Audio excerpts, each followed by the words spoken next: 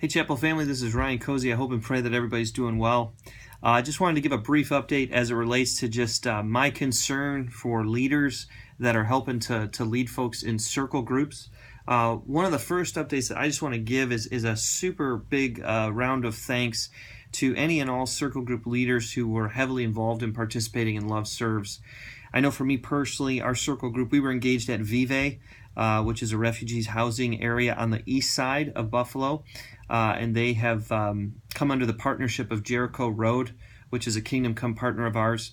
Had an opportunity just to do some yard work outside, some cleaning on the inside, a little bit of paint, but also just the front end. I was just very thankful for Marie Moy, who helped kind of facilitate the leadership of Love Serves at Vive for us this year as a representative of Vive. She just shared the story of what Vive is doing as a ministry and kind of the big picture of the who, what, where, when, why, and how. And for me in particular, I was just very thankful that I had a chance to hear from someone who's working there regularly and is also just presenting ways in which people can on-ramp and help more regularly if God were to kind of light a fire in their heart to want to help in that particular ministry domain. And so my personal experience with that in terms of volunteerism was just great. And it seemed as if, even as our circle group was serving together, it just was a good time. It was a galvanizing time for us to come together, build relationships interpersonally, and serve a ministry that's doing great work in Western New York. And so was just very grateful for that. A second thing that I just want to challenge our circle group leaders with is the following, and it relates to another thing that I've been running a parallel track on these last 10 weeks, and that's discipleship. And so yesterday I had a chance to participate in sending out a group of folks that had just finished the discipleship cohort at the chapel, and I actually happened to be at the Crosspoint location, and my assistant, who's been helping me over these last few weeks, Cassidy Sanders, she was involved in kind of the sending out of people from the Lockport location that we have. And so one of the things that I just wanted to lovingly challenge you all with is just your preparedness as it relates to Grace Story.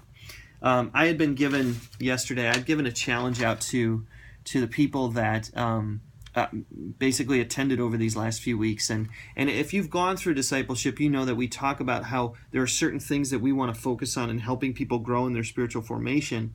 But above and beyond that, we also desire for people to be missionally engaged. And so a lot of the folks that were in our group this time, you know, they're on-ramp toward being missional and wanting to share the gospel with people. It wasn't something that was just like, yes, we've been doing this constantly. Some people have been, but others haven't. This right here is a letter from someone who attended our class. And in this letter is her best attempt to articulate her grace story. You know, kind of what was my life like before following Jesus? What was my life like when I gave my life to Jesus? And what has my life looked like since following Jesus? And the reality was this lady gave me this, and she said, you know, I just want to be faithful to let you know that I have a story to share. And one of the things that I just want to challenge you all with is every one of you that follows Jesus, you have a story to share. And one of the things that I challenged her with is this letter. Number one, this letter is going to be powerful to me because I just love hearing stories. But the other reality is, why wouldn't you want to share this with 4 other people?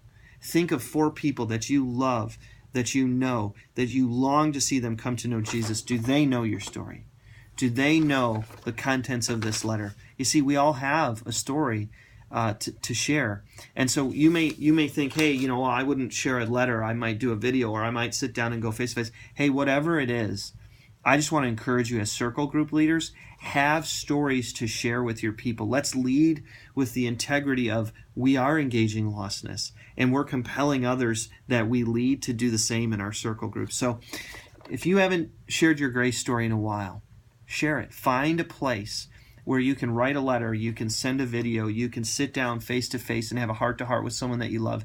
Let them know about the hope that you have in the gospel of Jesus Christ. Talk about what your life was like before you knew Him.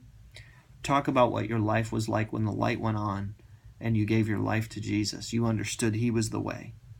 And then talk about what your life looks like now. God bless you, gang. I pray you're well.